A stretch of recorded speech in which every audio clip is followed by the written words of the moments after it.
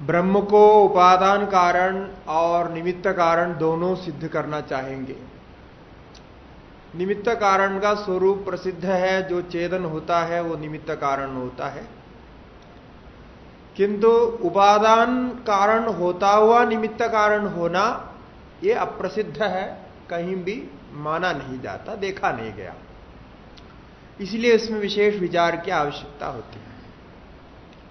सामान्य प्रक्रिया से जो उपादान कारण होता है वो जड़ हुआ करता है और चेतन निमित्त कारण होकर के सहकारी कारणों की सहायता से कार्य करता है। तो इसलिए हम कारणों के स्वरूप के ऊपर विचार कर रहे थे कि कारण का क्या क्या लक्षण है, कैसे हो सकता है, ये उपादान कारण किससे कहना चाहिए आदि विचार कर रहे थे। और इसी प्रसंग में हमें यह भी जानना आवश्यक होगा कि यहां जो परिणाम प्रक्रिया है और विवर्त प्रक्रिया है, विवर्तवाद है, परिणामवाद है, इनका कैसे संबंध होगा और कार्य कारण के संबंध में वेदांत में कौन सा संबंध माना है। क्योंकि कार्य और कारण को अलग तो स्वीकार करना पड़ेगा जब हम कार्य कारण की चर्चा करते हैं, क्योंकि कार्यत्व अवच्छिन्न कार्य होता है, कारणत्व अवच्छिन्न कारण होता है। कारणत्व अवच्छिन्न कार्य से कार्यत्व अवच्छिन्न कार्य को भिन्न होना ही होता है, क्योंकि तदवच्छिन्न का संबंध तदवच्छिन्न के साथ नहीं होता है। तो कार्य नाम रूप मान करके जब चलेंगे तो उसका कारण रूप से जो होगा अवश्य उसको उस नाम रूप से भिन्न होना चाहिए, तब वो कारण बन पाएगा। ऐसी स्थिति में कौन सा संबंध मानना पड़ेगा, क्योंकि दो यदि हो जाते हैं तो उसमें एक संबंध होना आवश्यक है। बिना संबंध से दो तत्वों के या वस्तुओं के या कोई वाक्य के कोई संबंध के बिना नहीं जुड़ता है वो। कोई तो वाक्य में भी तो संबंध चाहिए, पूर्व वाक्य और अपर वाक्य का संबंध। इसलिए तो हम बीच में अतः, तस्मात्, एवं प्रकारेण, तत् इत्यादि शब्द प्रयोग करते, परंतु, किंतु आदि शब्द जो प्रयोग करते ये वाक्य को जोड़ने के लिए होता है। तो ऐसा दो जहां भी होता है, ये व्याप्ति है, जो दो जहां भी होगा वहां एक संबंध अवश्य चाहिए। नया है कि इसके ऊपर बहुत जोर देते हैं और ये सामान्यतः सभी दार्शनिकवादियों को मान्य है, लौकिक भी मानते हैं।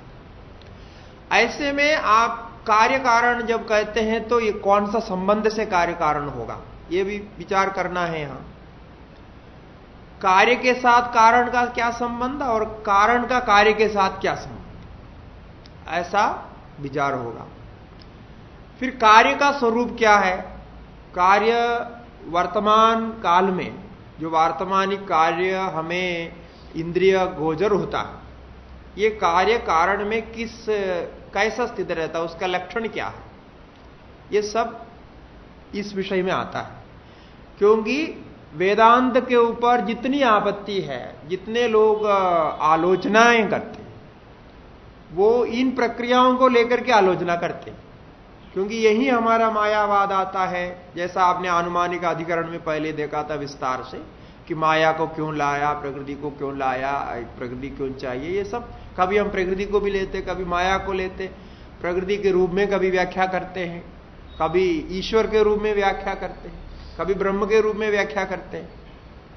वो ऐसा अलग अलग कहते हैं। तो ब्रह्म कहते समय माया नहीं होते, ईश्वर कहते समय माया लेते। हमारी प्रक्रिया में बहुत कुछ है ना, तो तत्त अवसर पर ऐसा ऐसा निश्चय करते हैं। इसीलिए हम अभी जो विचार करते आए हैं उनको लेकर के ही कारण का कुछ विचार चल रहे थे, कारण क्या क्या होता है। तो इसमें पहला शब्द आपने सुना था कि उपादान कारण, जो यहां प्रकृति शब्द से कहने जा रहे हैं। तो उपादान किसको कहते हैं ये विचार किया था। तो उपादीयते इति उपादानम, ये अर्थ किया। जिस किसी वस्तु को बनाने के लिए जिसका ग्रहण किया जाता है, ग्रहण किया जाता है उसको उपादान कहना है। उपादान का अर्थ इतना ही है। तो उपसर्ग पूर्वक ढुदान धाने धातु से ल्युट प्रत्यय करके उपादान शब्द बनाए, ये आपको बताया। तो ग्रहण किया जाता है वो उपादान हो गया, जिसको बनाने के लिए जिसका ग्रहण किया जाता है उपादान कारण है। तो उपादान कारण जब ब्रह्म को हम कहते हैं, यानी ब्रह्म को हम प्रकृति रूप में कहते हैं, तो ऐसे प्रकृति इसलिए कहता है, उपादान कारण को ही प्रकृति कहते हैं। प्रक्रियते इति प्रकृति ही, ये भी ऐसे ही अर्थ में होता है, जिससे कुछ बनाया जा सके उसको प्रकृति करना। प्रक्रियते इति प्रकृति। ऐसे प्रकृति के दृष्टि से, उपादान कारण के दृष्टि से, उपादान कारण हमारे यहां ब्रह्म है, तो उसका लक्षण होता है उपादान कारण का। क्या कहा था? कार्यान्वितम कारणम। कार्यान्वित कारण जो होगा वो उपादान होता है। कारण का लक्षण क्या है?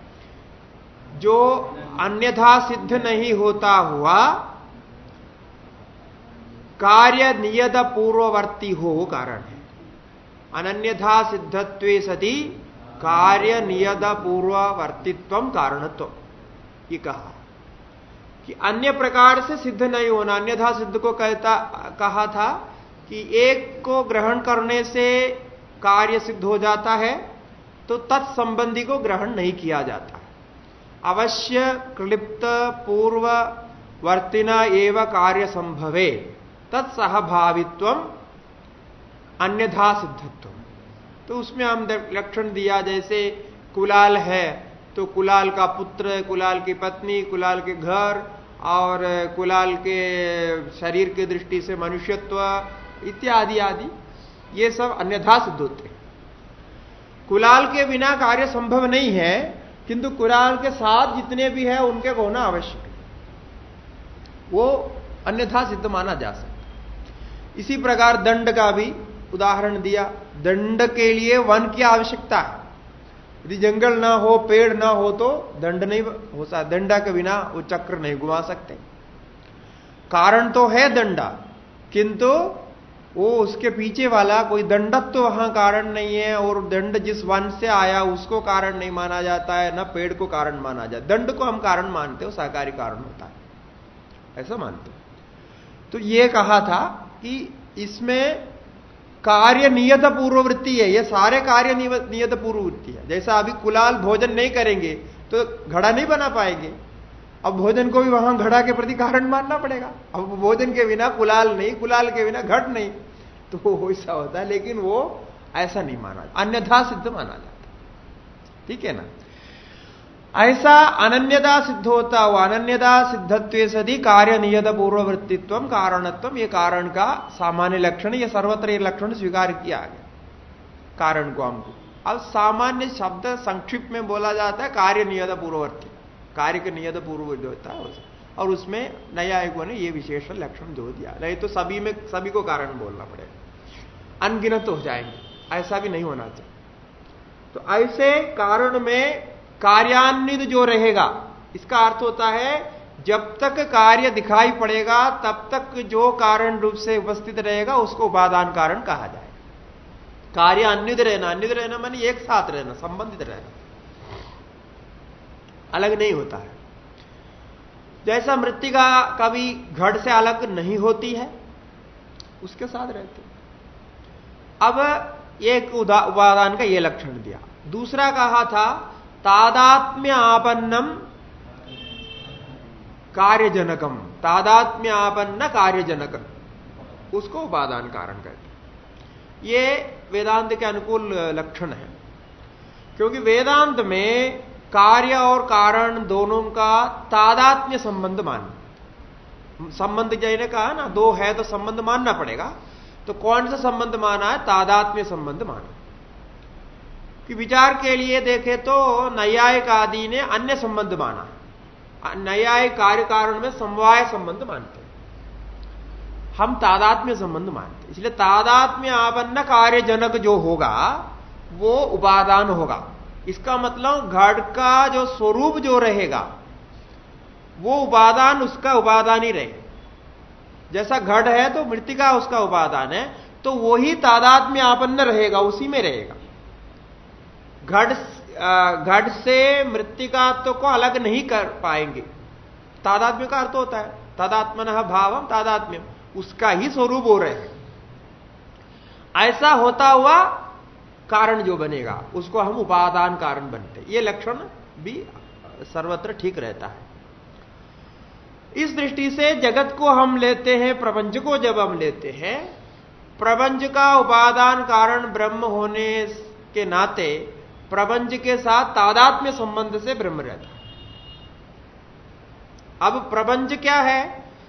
प्रपंचत्वेन अलग दिखता है आपको, आप ब्रह्म का अलग अध्ययन करते हैं, प्रपंच का अलग अध्ययन करते हैं, किंतु ऐसा नहीं। जब आप प्रपंच के तादात्म्य संबंध देखेंगे, प्रपंच का तत्स्वरूप देखेंगे, तो आपको ब्रह्म मिलेगा। यह कहने का अर्थ है। वो किसी भी रूप में दिखाई पड़े, वो अनंत रूप में दिखाई पड़े, रंग बिरंगे दिखाई पड़े, किंतु जब आप तादात्म्य को लेकर के स्वरूप का चिंतन करते हैं, यानी उस वस्तु का स्वरूप क्या है चिंतन करते हैं, तो हमने ये लकड़ी आदि का सब दृष्टांत दिया आपको, स्वरूप चिंतन करते हैं तो वो ही हो जाता है। इसीलिए तादात्म्यापन्न कारण वो बन जाता। ये लक्षण दिया था। अब जगत अधिष्ठानत्वेन किया, और उसके साथ में हमने अधिष्ठान और अधिकरण इन दोनों का भी अर्थभेद किया था, क्योंकि ये भी वेदांत में इधर उधर होता है। क्योंकि अर्थ में देखने पर एक जैसा लगता है, भाव एक जैसा लगता है, किंतु उसके विशेष अर्थ में विवेचन है। वो है कि अधिष्ठान और अधिकरण, इसका भेद आपको बता दिया और आएंगे तो फिर बताएंगे। तो इस प्रकार से जब हम उपादान कारण को अधिष्ठान के रूप में मान करके, अधिष्ठान के लक्षण के साथ जोड़कर उपादान कारण को मानते हैं, तो हमारे यहां विवर्तवाद प्रकट हो जाता है। ऐसा इसीलिए अधिष्ठान को कभी हम उपादान भी कहते हैं। कई लोगों की यह आपत्ति भी रहती है, पूर्व पक्ष रहता है कि आप अधिष्ठान को उपादान कैसे कह सकते। वे लोग वेदांत में अधिष्ठान की विवक्षा को नहीं जानते हैं। वो प्रक्रिया ग्रंथों को कुछ अध्ययन करना पड़ता है, उसके लिए वो आपको भाष्य में और ऐसे सामान्य प्रकरण ग्रंथों में ये नहीं मिलेगा। वो प्रक्रिया वाले प्रकरण ग्रंथ अलग है, उसको कुछ विशेष अध्ययन करना पड़ेगा, तब ये भेद मालूम होगा। नहीं तो आपको आश्रय, अधिष्ठान, अधिकरण एक ही दिखता है। ऐसा नहीं, हमने उसका विवेचन आपको सुनाया। अब जब हम अधिष्ठान मान करके उपादान की बात करते हैं, तब हमारे यहां विवर्त सिद्ध हो जाता है। ठीक है, तो वही उपादान को ही लिया जाता है। उपाधि यदि इतने मात्र के लिए उपादान, मान भाव में उस अर्थ करके हम लेते हैं, बस इसका ग्रहण किया जाता है। ये होता है जैसा रज्जु का ग्रहण होता है, तभी वहां सर्प प्रकट हो सकता है, इसलिए उसको भी हम उपादान कहते हैं। यद्यपि मृत्तिका और घट के समान वहां कार्य कारण भाव नहीं है सर्प और रज्जु में, वहां कोई कार्य कारण भाव दिखाई नहीं दे सकते आप। फिर भी आपको कहना पड़ेगा कि जाने अनजाने में मान लिया, अनजाने में ही आप रज्जु को स्वीकार करते हैं, लेते हैं, उसका ज्ञान आपको होता है, और उसके बाद में फिर सर्प प्रकट होता है। यानी उसमें आश्रय है ना, उसके बिना तो नहीं हो सकता। हवा में तो सर्प नहीं दिखता, इसीलिए उसको अधिष्ठान मानेंगे, और उसको कभी उपादान शब्द से भी प्रयोग किया जाता। मुख्य अर्थ में नहीं है, मुख्य अर्थ तो जहां परिणामी कारण दिखता है वहीं माने। तो ये हो गया था उपादान के विषय में। अब इसमें जो अधिष्ठान की बात हमने की है और अधिकरण के बात जो बताई है, इस आश्रय पर हम उपादान को बदलते हैं। उपादान का नाम अलग अलग जगह पे बदलते हैं, क्योंकि ईश्वर को जब हम उपादान बोलते हैं, मृत्तिका घड़ के समान नहीं बोलते, वहां अधिष्ठानत्वेन उपादान बनता है ईश्वर। यह विशेष है। अधिष्ठानत्वेन वहां उपादान बनेगा, उपादान भी है वो, अधिष्ठानत्वेन उपादान है। यानी अधिष्ठान की जो विवक्षा होती है उसके आधार पर हम उपादान मानते हैं, अभिन्न निमित्त उपादान। इसीलिए बार बार ये शब्दों के इधर उधर करते हैं। इसलिए अधिष्ठान और अधिष्ठेय अधिकरण के जो भेद हमने किया, ये आपको वेदांत में ध्यान रखना चाहिए। और ये तो हो गया। अब यहां इन दोनों को यानी जो स्वरूप में रहता हुआ तादात्म्य संबंध से कोई किसी भी आकार में परिणत होने के लिए जो पहले रूप से उत्तर रूप को प्राप्त करने के लिए बीच में कुछ अवस्थाएं होती है, जैसे पूर्वावस्था मृत्तिका और उत्तरावस्था मृत्तिका, यानी पूर्वावस्था मृत्तिका उत्तरावस्था मृत्तिका घड़ के रूप में हो गया। अब वो उत्तरावस्था मृत्तिका और पूर्वावस्था मृत्तिका में कुछ कार्य होगा, कुछ परिणाम विशेष हुआ है, अवस्थांतर हो गया। इसमें कुछ ना कुछ आपको निमित्त बताना पड़ेगा। कोई कुछ है, उसके बिना वो नहीं बदल सकता। तो वो निमित्त को हम उपाधि बोलते हैं। वो जिसके कारण ऐसा बनता है उसको हम उपाधि बोलते हैं। अब ईश्वर के स्वरूप से वो जगत आपन्न हो गया, यानी ईश्वरत्वेन ईश्वर पूर्वावस्था में, और अभी जगत्वेन ईश्वर का रूप है, कार्य रूप से है, तो ये उत्तरावस्था हो गया। इसके बीच में ये दोनों का परिवर्तन में एक उपाधि लग गई, उसको हम माया बोलते हैं। इसके बिना वो संभव नहीं। जैसे घर में बैठा हुआ मनुष्य चल करके जब ऑफिस पहुंचता है तो ऑफिसर हो जाता है, तो आपको बोलना पड़ेगा ये पहले ऐसा बैठा था, ऐसा था, अब ये कैसा हो गया, ये अभी पति था, कुछ समय पहले भाई था या कोई और पिता था, अब जाकर के वो ऑफिसर बन गए। तो बीच में कुछ तो बताना पड़ेगा। आदमी तो वही है।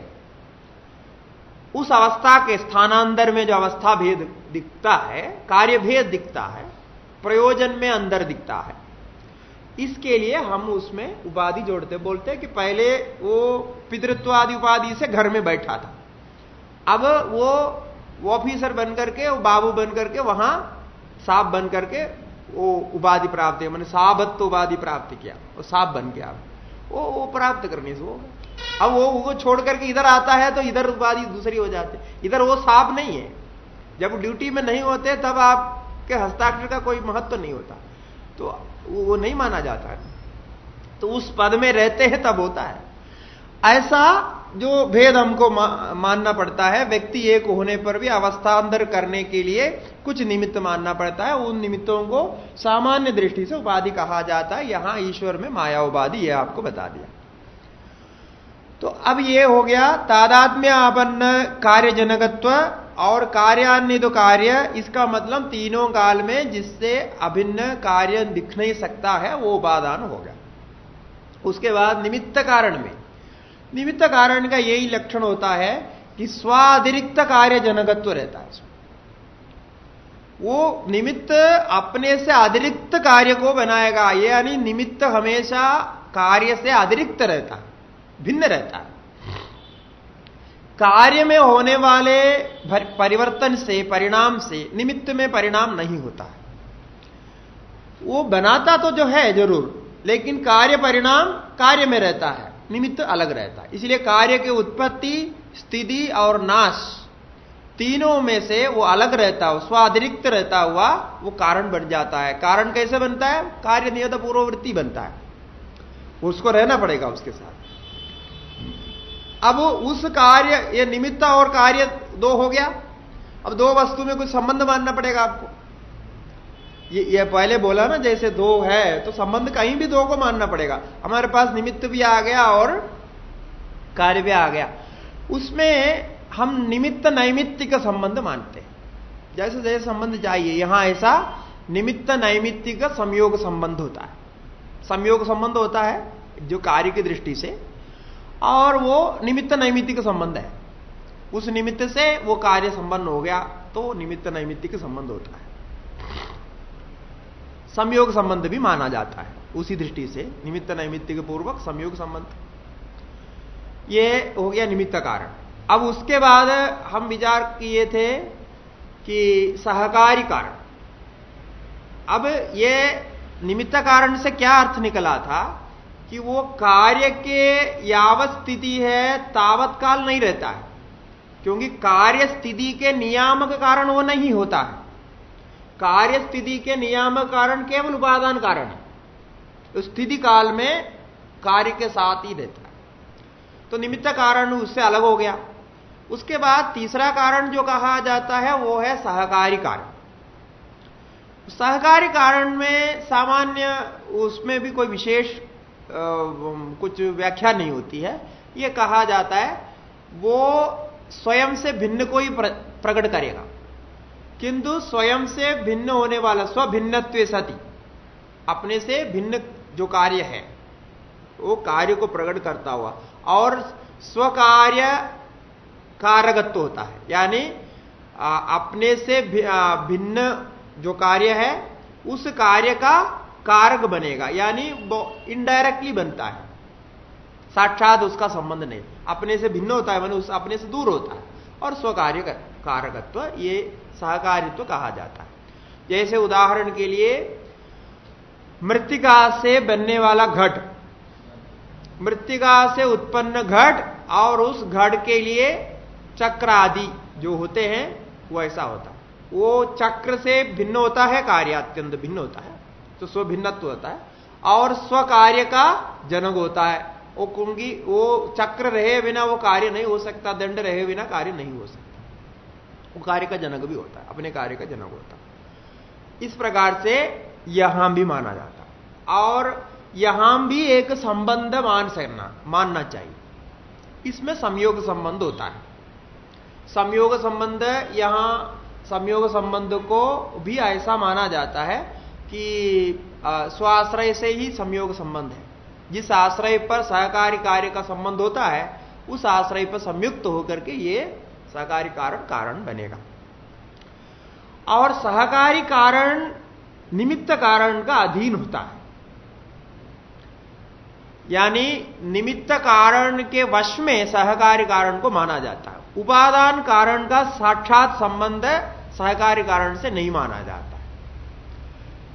इसका कारण यह है कि निमित्त कारण के दृष्टि से देखा जाए तो कभी कभी सहकारी कारण के बिना या सहकारी कारण को बदल करके भी कार्य सिद्ध कर सकते, किंतु निमित्त कारण को बदल करके, निमित्त कारण को हटा करके कार्य सिद्ध नहीं कर सकते। इसलिए निमित्त कारण का अधीन रहे।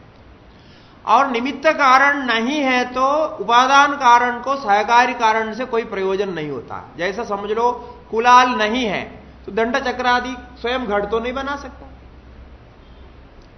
और दंड चक्र आदि सहकारी कारण में चेदन भी अचेतन भी दोनों होता है, किंतु निमित्त कारण को हमने कहा था कि निमित्त कारण अधिकतर चेतन ही होता है, उपादान कारण अचेतन होता है ऐसे सिद्धांत में, किंतु हमारे वेदांत में ही उपादान को चेतन माना है, यानी उपादान निमित्त दोनों को हम चेतन मान लिया। और सहकारी में कभी चेतन भी होता है अचेतन भी होता है, जैसा जैसा चाहिए वैसा होगा। तो ये कारण की दृष्टि से होगा। अब इतने हमारे पास कारण के अलग अलग रूप है, तो अब ये कारण कार्य को किस प्रकार सिद्ध करता है? कारण रहता हुआ कारण अवस्था को बदल करके कार्य अवस्था को करना होगा। तो इनमें से तीन कारणों से कौन कौन कार्य किस प्रकार होता है? अब पहले कारण आपने उपादान कारण जान लिया कि वो तादात्म्य संबंध, तादात्म्य आपन्न होकर के कार्यजनक होगा। इसका मतलब वो स्वयं ही अपने को बदल देगा, परिणाम कर देगा। जैसा दूध स्वयं को परिणाम करके दही आदि बदल देता है, तो तादात्म्य से उसी में रह जाता है, फिर दूध को अलग नहीं, दही अलग नहीं किया जाता, ऐसा रहेगा। और निमित्त कारण तो स्वातिरिक्त बनाता है, इसलिए उसको स्वयं उसमें जाने की आवश्यकता नहीं होती है, लेकिन उसके बिना वो नहीं बनेगा, इत्यादि संबंध बना। ऐसे इन कारणों के ये स्वरूप को ध्यान में रखते हुए कार्य बनने की प्रक्रिया की मुख्य दृष्टि से परिणाम प्रक्रिया आश्रयित करते हैं। और सभी वादियों ने, जितने वादी मन आज के वैज्ञानिक तक के जितने भी वादी, पूर्ववादियों से लेकर आज के वैज्ञानिक तक जितने वादियां हैं सभी ने परिणाम प्रक्रिया को ही कार्य कारण प्रक्रिया माना है। ऐसे ही मान सकते हैं जो हमारे दिमाग में युक्ति से भली भांति बैठ जाती है वो प्रक्रिया, परिणाम प्रक्रिया। ये होने के बाद ये हो गया, ये होने के बाद ये हो गया, ऐसा हो गया, ऐसा हो गया, बोलने से सब दिमाग में बैठ जाता है। ऐसा परिणाम हो क्या है। जैसे बीज से परिणाम होकर के वृक्ष होता है, दूध से परिणाम होकर के दही बनता है, मिट्टी का कुछ परिणाम होकर के घड़ादि पदार्थ बनता है, ऐसा दिखाई पड़ता है। इसीलिए ये जब हम कहते हैं कि प्रक्रिया की दृष्टि से जब कहते हैं तो इसमें कारण जब कहा जाता है वो इतना 3 ही कारण गिन करके कहेंगे ऐसा नहीं, और भी कारण यहां है। ये 3 कारणों में जो उपादान, निमित्त कारण और सहकारी कारण, इन 3 कारणों में जो नियत पूर्ववृत्ति रहे ये तत्तद कार्य के लिए असाधारण होता है। अर्थात जब घड़ बनता है तो घड़ के लिए मृत्तिका एक कारण चाहिए, असाधारण होता है उसके लिए। घड़ मृत्तिका से बनेगा, कोई पानी से घड़ नहीं बनेगा, सोना से घड़, मिट्टी का घड़ सोना से तो नहीं बनता है। सोना से बनाना है तो सोना का घड़ बनेगा, इसी का मतलब उसका विशेष कारण है वो। इसी प्रकार उस कार्य सिद्धि के लिए, घड़ बनाने के लिए निमित्त कारण के रूप में कुलाल भी है, वो भी एक उसके दृष्टि से असाधारण है। और सहकारी कारण भी तत्त निमित्त को लेकर के संबंध करके वो भी कारण होता है। किंतु कुछ साधारण कारण होते, कारण का भी, मूल कारण का 2 विभाजन हो चुका है, एक साधारण कारण, एक असाधारण कारण। साधारण कारण इसलिए कि हम जब ये जो बनाने की प्रक्रिया के बारे में जब चिंतन करते हैं कि हम 3 कारणों के अतिरिक्त भी कुछ कारण को जानते हैं, यानी 3 कारण के अतिरिक्त भी कुछ कारण मानना पड़ता है, ऐसा आता है। इसलिए 2 विभाजन करते हैं, साधारण कारण, असाधारण कारण। शब्द जैसा है, अर्थ भी उसका कोई विशेष अर्थ नहीं है। साधारण कारण मतलब कार्य मात्रम प्रति कारणम साधारणम कारणम, ऐसा कहा गया। कार्य मात्र के प्रति जो जो कार्य होगा, कार्य सृजन के समय में कोई भी कार्य, कौन सा कार्य नहीं कर रहा है, कोई भी कार्य मात्र के प्रति वो उपस्थित रहते हैं जो कारण, उनको कहते हैं साधारण कारणम, साधारण कारण। और एक कार्य के प्रति कारण होता हुआ अन्य कार्य के प्रति जो कारण नहीं होता है उसको कहेंगे असाधारण कारण। मतलब साधारण भिन्नम कारणम असाधारण, इतने कहा जाता है। साधारण कारण से भिन्न जितने कारण होंगे तत्त कार्य के प्रति असाधारण कारण होता है। इसलिए ये साधारण कारणों को गिनाया गया, इतने को हम साधारण कारण मानते हैं, ऐसा गिना के रखा, बाकी सब असाधारण कारण होगा। तो अतिरिक्त करना है तो बताना पड़ेगा। तो इसमें एक श्लोक आता है, एक कारिका है, ईश तज्ञान यत्नेच्छा कालो दृष्टम तथैव च प्राक प्रध्वंसा भावो, नहीं, प्राक प्रतिबंधका भावो कार्ये साधारणम स्मृतम। ईश तज्ञान यत्नेच्छा कालो दृष्टम तथैव च प्राक प्रतिबंधका भावो कार्ये साधारण स्मृतः। एक कार्य बनने के लिए इतने कारण साधारण होते हैं। क्या है? एक तो ईश्वर को साधारण कारण माना गया, ईश्वर का अस्तित्व होना है सभी कार्य के प्रति, जो ईश्वर को मानने वाले ऐसे मानते हैं ईशा।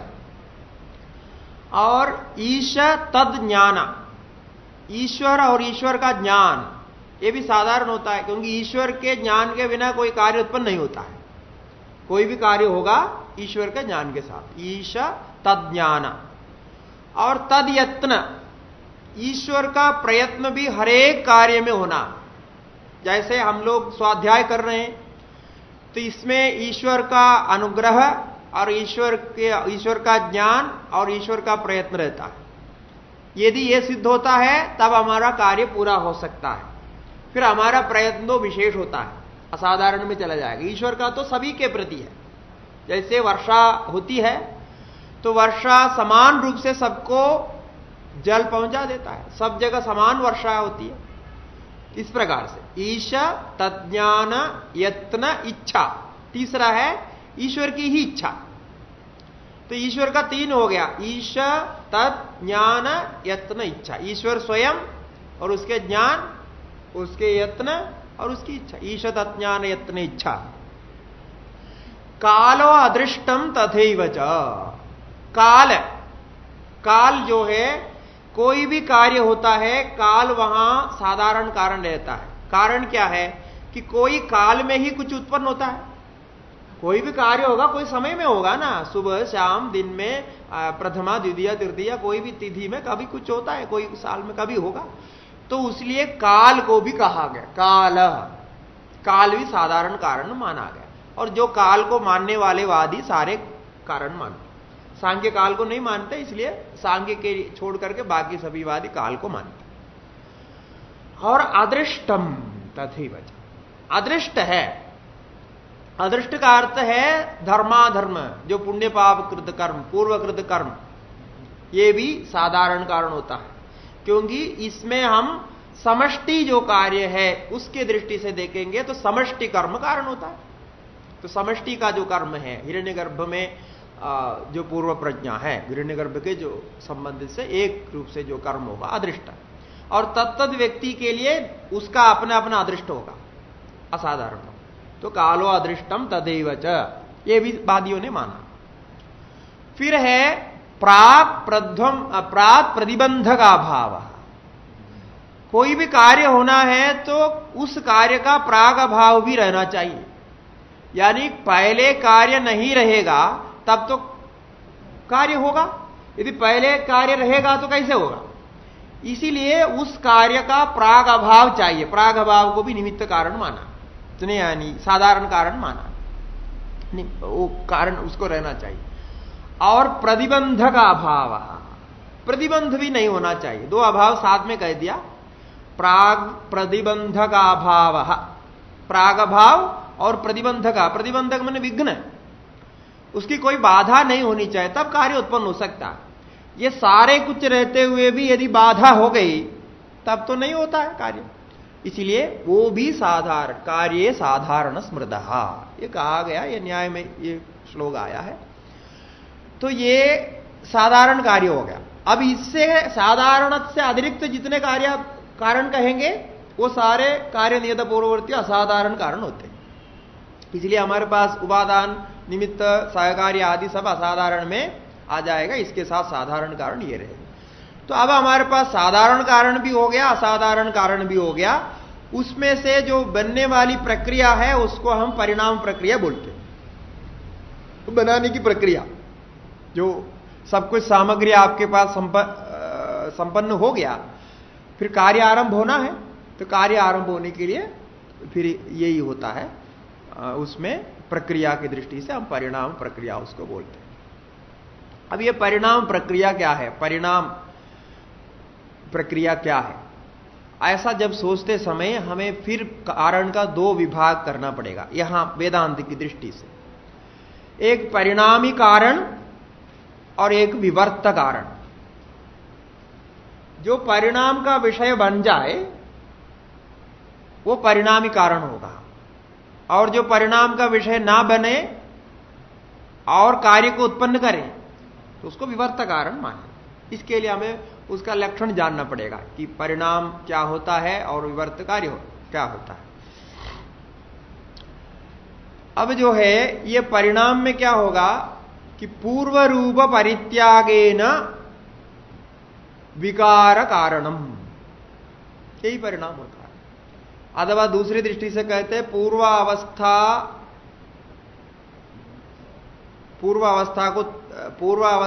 त्यक्त्वा कार्य आपत्ति, पूर्वावस्था को त्याग करके फिर कार्य के रूप में प्रकट हो जाए, उसको भी परिणाम कहा जाता है। ऐसे इसके व्याख्या करते हैं। तो इसमें क्या किया कि पूर्व रूप परित्याग, ये हमारा मुख्य यहां है कि पूर्व रूप को परित्याग करके विकार आपन्न हो जाता है। पूर्व रूप का अर्थ है पूर्व स्वरूप, जो उपादान जिसको हम कारण मानते हैं उस कारण का जो पूर्व स्वरूप है, उपादान कारण की दृष्टि से कहे तो उसके स्वरूप को परित्याग करके फिर दूसरा बन जाता है। यानी पूर्व स्वरूप में जो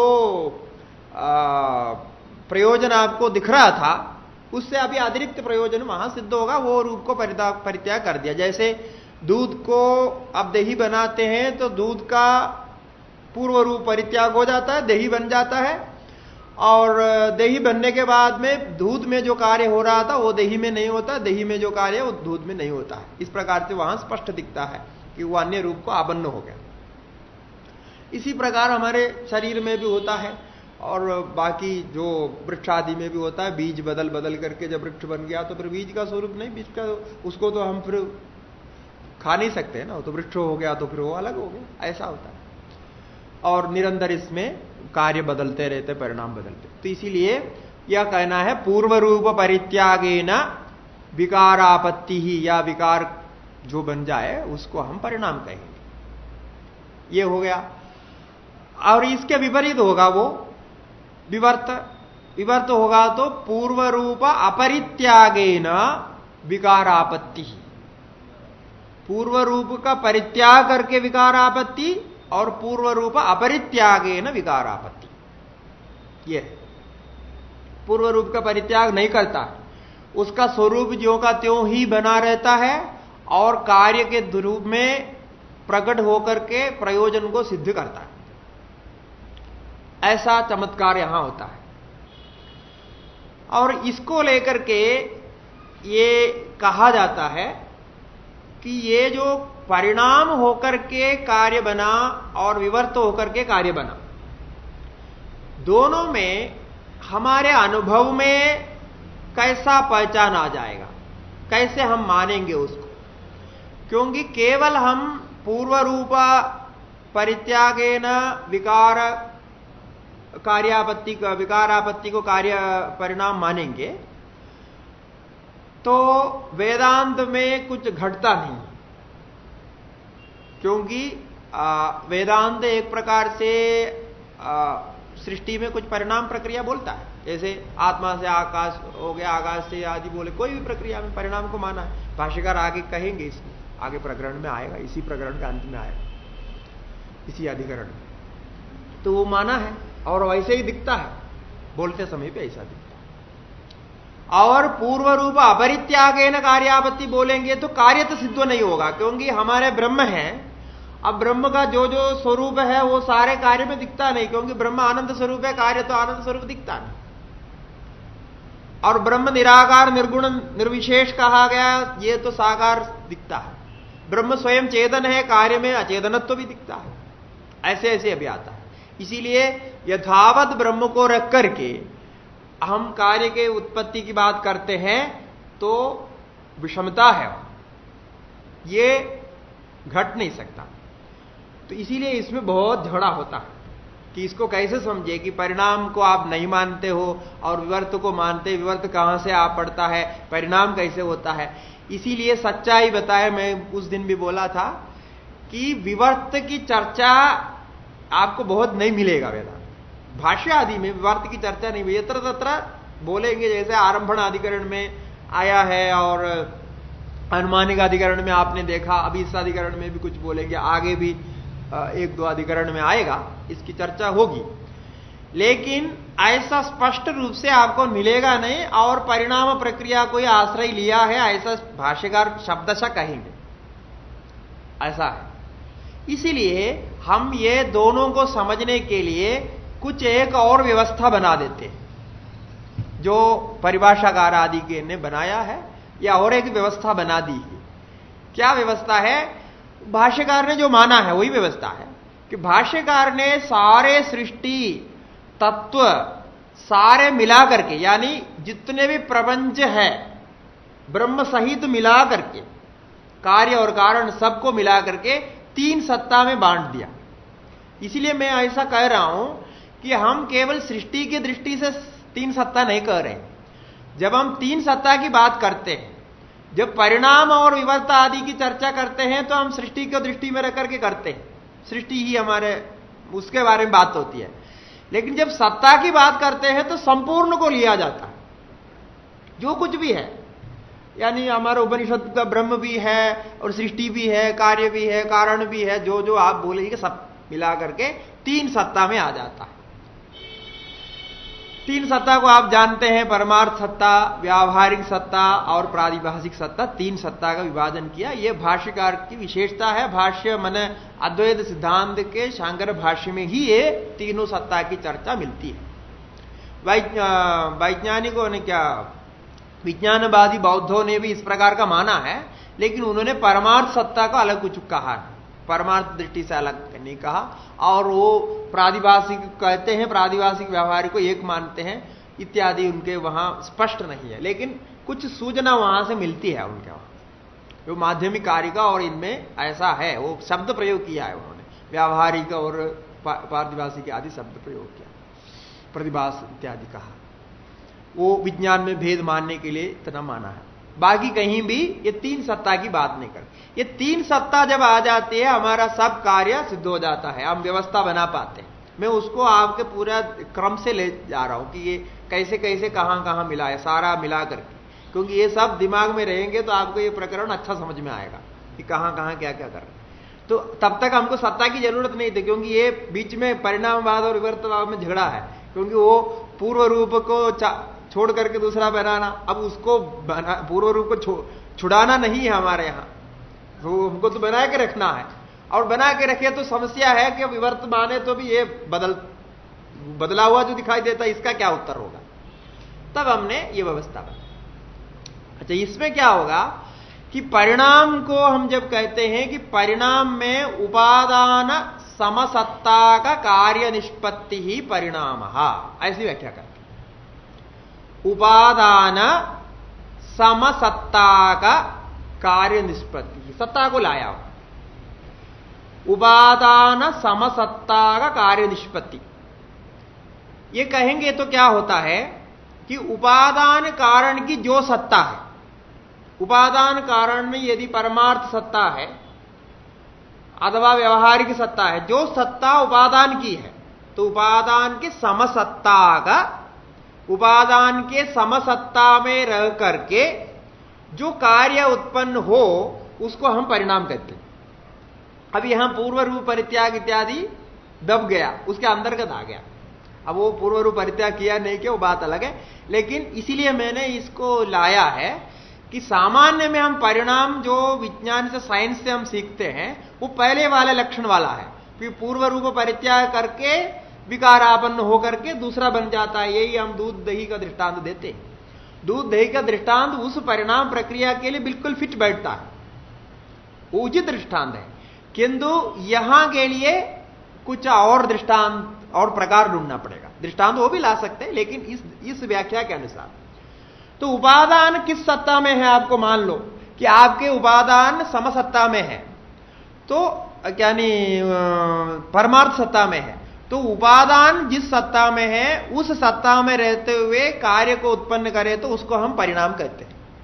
अभी ऐसा परमार्थ सत्ता में रह करके परमार्थ सत्ता से ही कार्य उत्पन्न हो, ऐसा कोई दृष्टांत नहीं मिलता, नहीं मिलता है। इसीलिए क्या करना पड़ेगा कि परमार्थ सत्ता को हमें परिणाम प्रक्रिया से मानना पड़ेगा, क्योंकि ये लक्षण नहीं आएगा, इसलिए तो उसको थोड़ा अलग रखना पड़ेगा। हमको क्या है, समसत्ता चाहिए ना, परमार्थ रहता हुआ परमार्थ ही उत्पन्न हो ऐसा चाहिए, ऐसा नहीं मिलता। इसलिए हम व्यवहार के दृष्टांत से लेकर चलते हैं। घड़ आदि का दृष्टांत देंगे।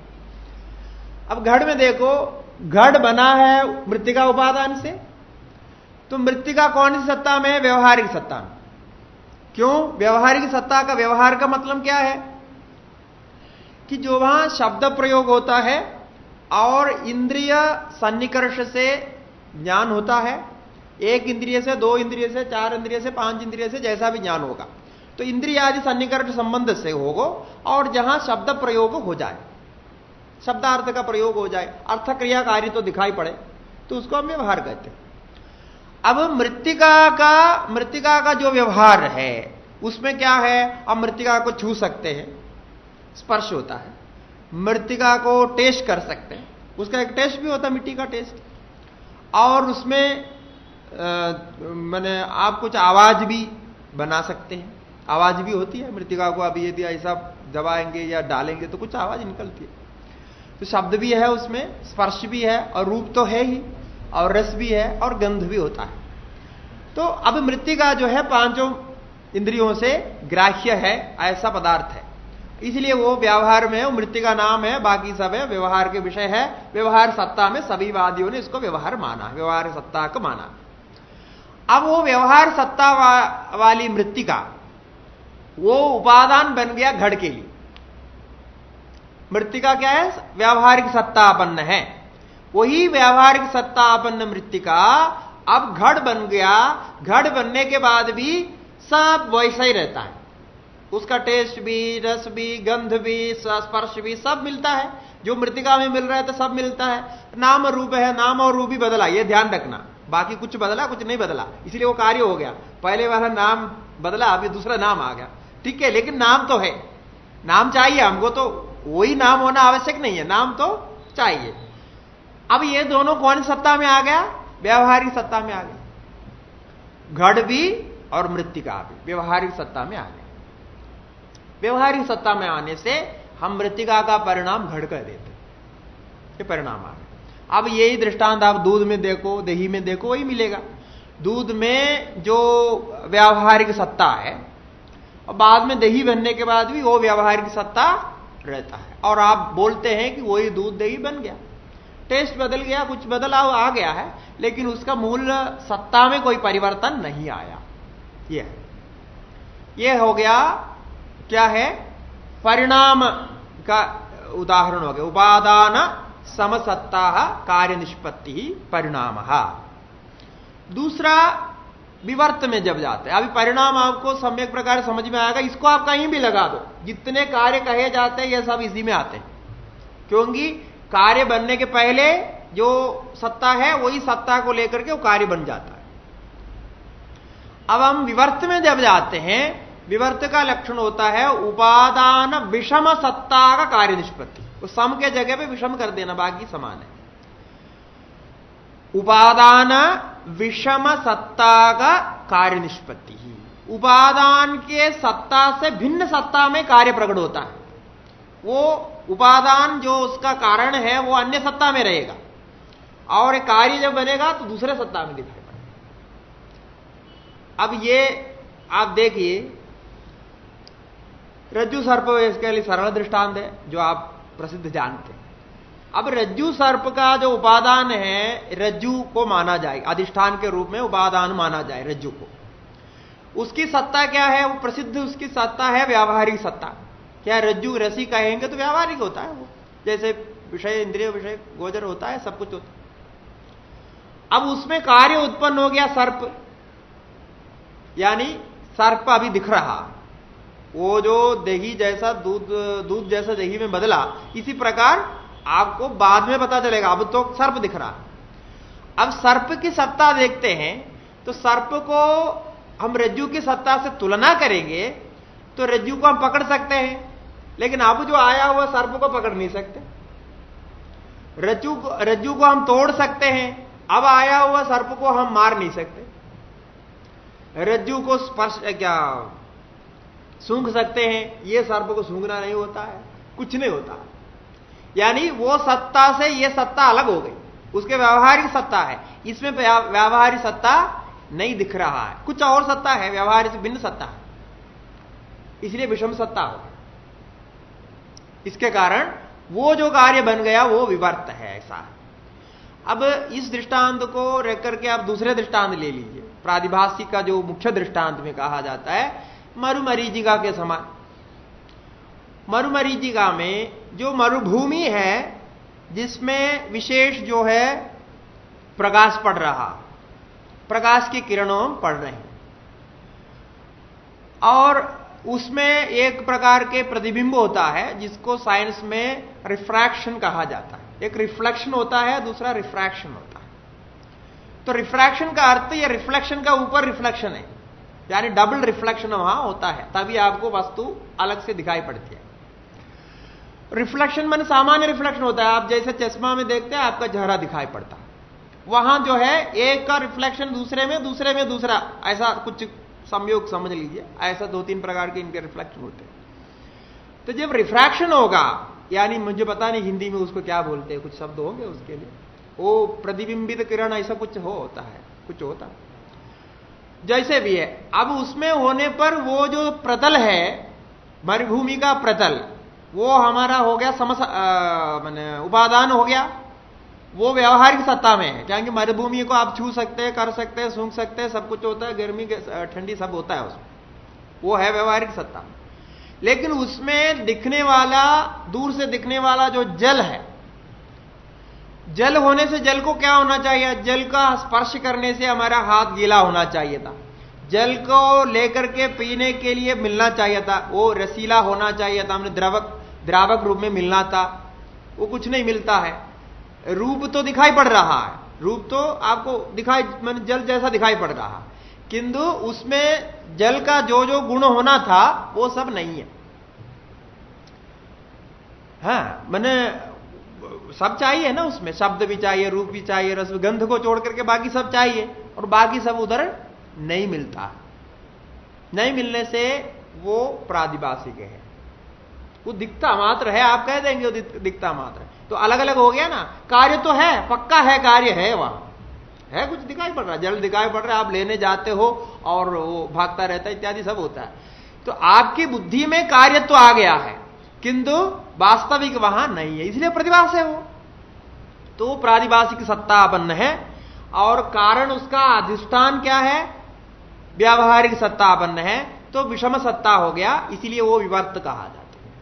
विषम सत्ता कार्य निष्पत्ति, ऐसा होता है। इस प्रकार से अनेक अनेक दृष्टांत आप देख सकते हैं, गंधर्व नगर देखिए, आदि आदि सब दृष्टांत इस प्रकार से आते हैं। ऐसे स्वप्न को भी कहा जाता है, कुछ स्वप्न से कुछ और प्रकार से उसको समझाना पड़ेगा, लेकिन लक्षण इतना याद रखिए।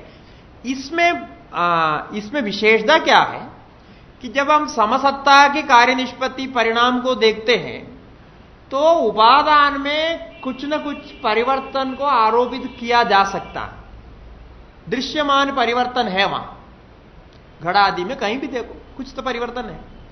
लेकिन ये विवर्त में जब देखते हैं, विषम सत्ता में देखते हैं, क्योंकि कार्य विषम सत्ता में उत्पन्न हो गया है, दूसरी सत्ता में है, तो दूसरे सत्ता वाले का दूसरे सत्ता के साथ संबंध वास्तविक होता नहीं।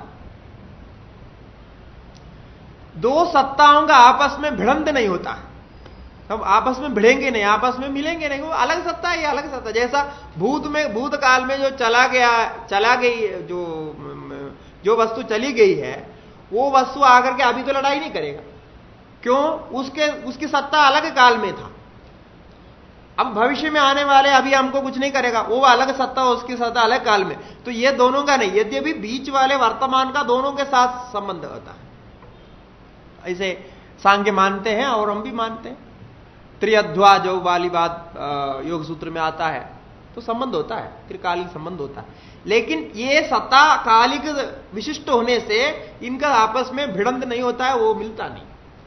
ऐसा ही हम ये कह सकते हैं, जहां जहां दो दो सत्ताएं एक साथ होती है, वो एक सत्ता वाले कार्य हो, कारण हो, कुछ भी हो, वो दूसरे सत्ता वाले को डिस्टर्ब नहीं करता, तंग नहीं करता, संबंध नहीं करता, वो होता दिखता मात्र है बस। हम रज्जु को सर्प से कलंकित नहीं मानते ना, रज्जु उसके सर्प से क्या लेना देना, किंतु आपको कार्य हो गया, बस यही यहां हमारे लिए विवर्तवाद है। हम ये व्यवहारिक सत्ता के स्थान पर परमात्मा को लाते हैं, पारमार्थिक सत्ता में रख देते हैं। अब आप सोचते रहो कि पारमार्थिक सत्ता में वो परमार्थ ही तीनों काल में रहेगा, क्योंकि ये जो विवर्त में आया हुआ जो भी कार्य है उसको परमार्थ को कलंकित नहीं करेगा ना, विषम सत्ता में है, और विषम सत्ता में रहता हुआ विषम सत्ता वाले को कैसे करेंगे, अन्य का अन्य में नहीं कर सकता। इसी प्रकार शरीर अंदर में भी करते हैं, अन्य अन्य उदाहरण दिया जाता है स्पष्टता के लिए। अब वो अन्य उदाहरण से अन्य संबंध जब मानेंगे, जैसा अभी वायवीय शरीर जिसका है समझ लो, देवताओं का वायवीय शरीर है, वो वायवीय शरीर वाले देवता जो हमारे पार्थिव शरीर वाले के साथ लड़ाई नहीं कर सकते, उनकी लड़ाई कुछ और होती है, क्योंकि उनकी सत्ता कुछ और है। वो हवा के रूप में हमारे अंदर प्रवेश करेगा, हवा के द्वारा जो कर सकता है वो करेगा, लेकिन हमारे शरीर को छिन्न भिन्न नहीं कर सकता। वो उसकी सत्ता अलग अलग है, वो पकड़ नहीं सकता, हाथ पैर चाहिए। इसी ऐसे प्रकार कुछ समझ लीजिए। लेकिन हमारी मुख्य बात यह है कि ये उपादान विषम सत्ता का कार्य निष्पत्ति होने पर कार्य के दोष से गुण से जो कारण कहा जाता है उपादान, वो कलंकित नहीं होता, नहीं होने के कारण वो ज्यों का त्यों बना रहता है ना।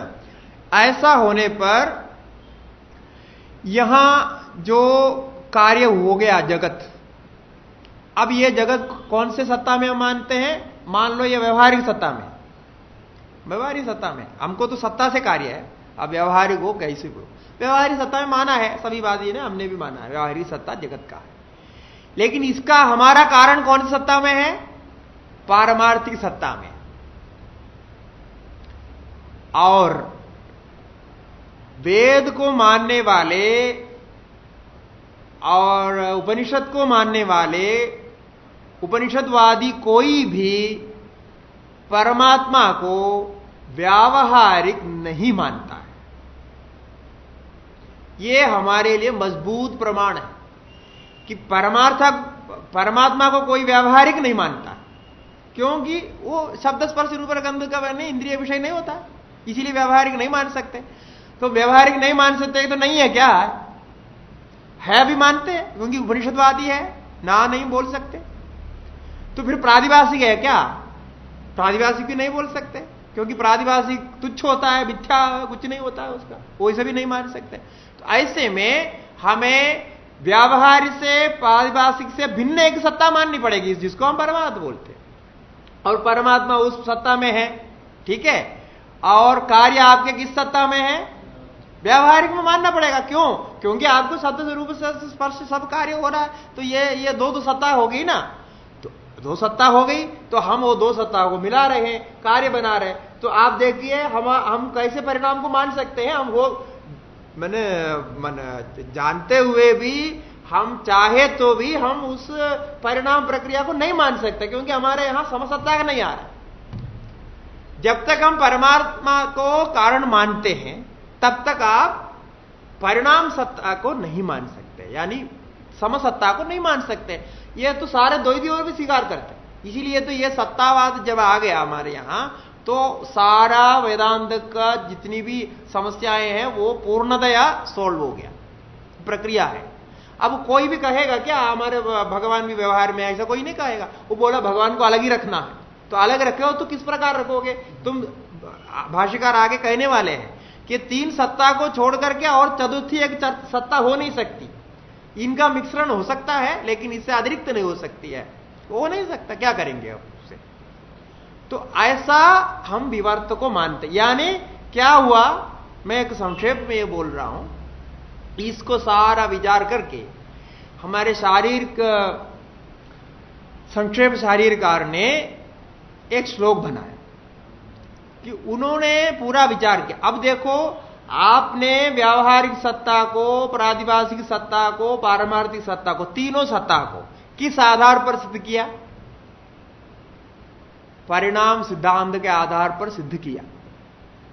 परिणाम सिद्धांत को जब गहराई से विचार करते करते हम जब आगे बढ़े, तब हमारे यहां विवर्तवाद प्रकट हो गया, क्योंकि विवर्तवाद के अलावा और कोई रास्ता नहीं है, हमारा रास्ता बंद हो गया। परिणामवाद को किसी भी प्रकार माने तो यह स्थिति है कि उसमें समसत्ता चाहिए, और जितने परिणामवाद की बुद्धि रख करके व्यवहार करते हैं या दर्शन शास्त्र का प्रणयन करते हैं, विचार करते हैं, वो तो समसत्ता का ही मानते, विषम नहीं मान सकते। ऐसे में हमें तो ऐसा करना संभव नहीं, इसीलिए हमने विवर्त को माना। तो विवर्त को मानने के लिए आप कहेंगे आप विवर्तवाद सिद्ध करो, फिर विवर्तवाद को सिद्ध करने के लिए आप प्रयत्न करो।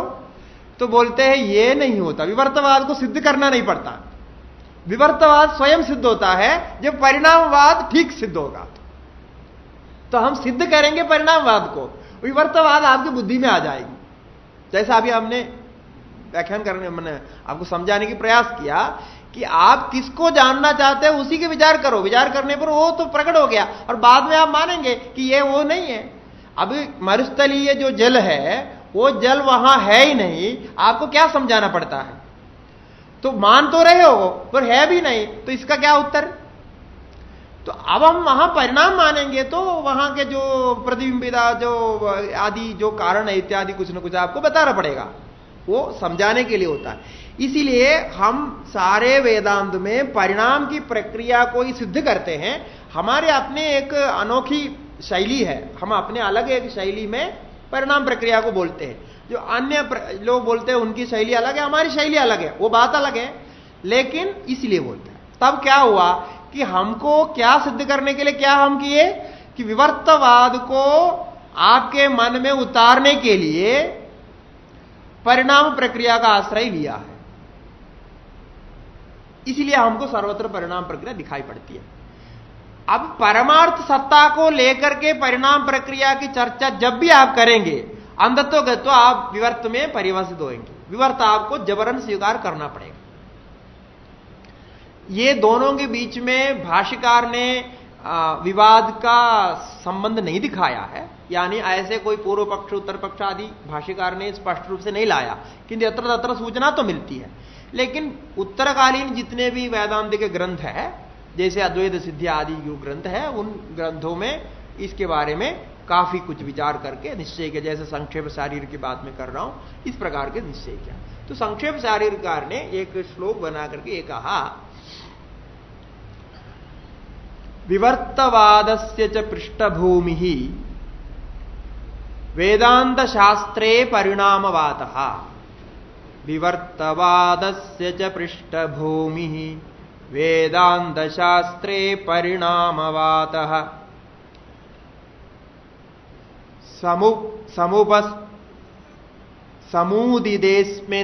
समूदिदेस्मिन् परिणामवादे स्वयं समायास्यदि विवर्तवातः।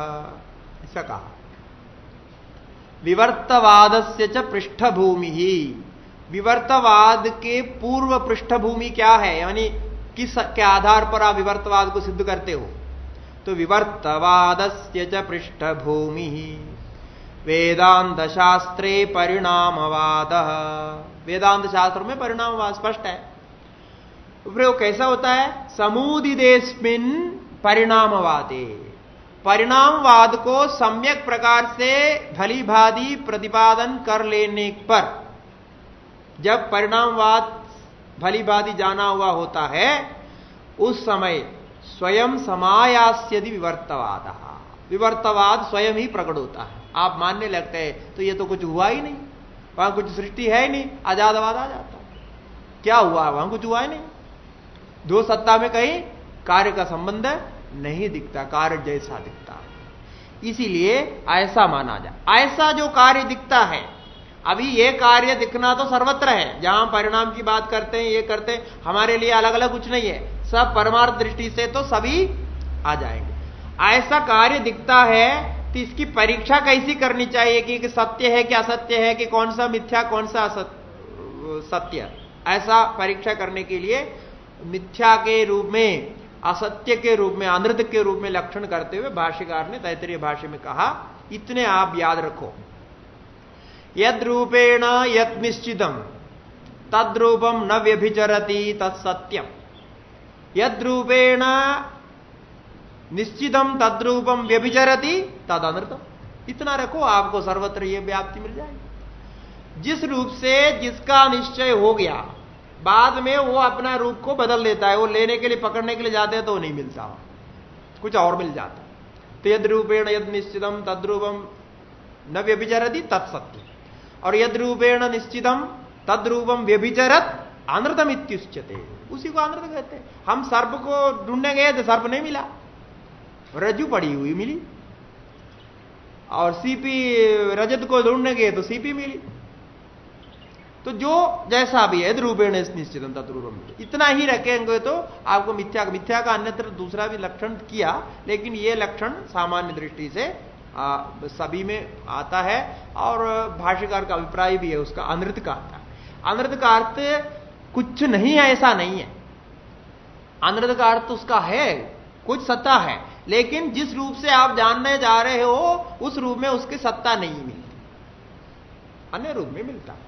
इसीलिए हम व्यवहार रूप से इसकी सत्ता मान रहे हैं, लेकिन इसकी असलियत पारमार्थ में मिलता है, इसके रूप में नहीं मिलेगा।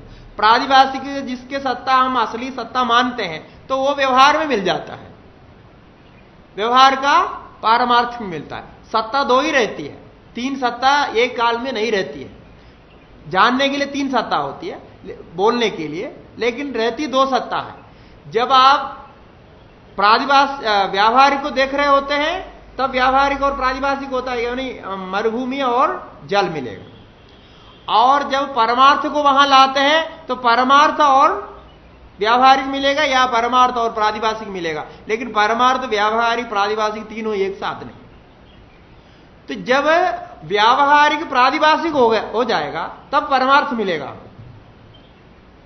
जब तक व्यावहारिक प्रादिभाषिक नहीं होता है परमार्थ नहीं मिलेगा। यानी इसको रख करके उसको ले सकते हैं क्या, क्योंकि हमको विषम सत्ता चाहिए।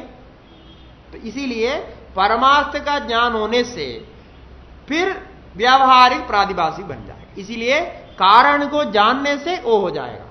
तो इसलिए कहा ना, अनावेदिदे तो ब्रह्मणि ब्रह्मज्ञानम गुरु इत्यादि वाक्य भाष्यकार कहा, हमने पहले देकर के आया।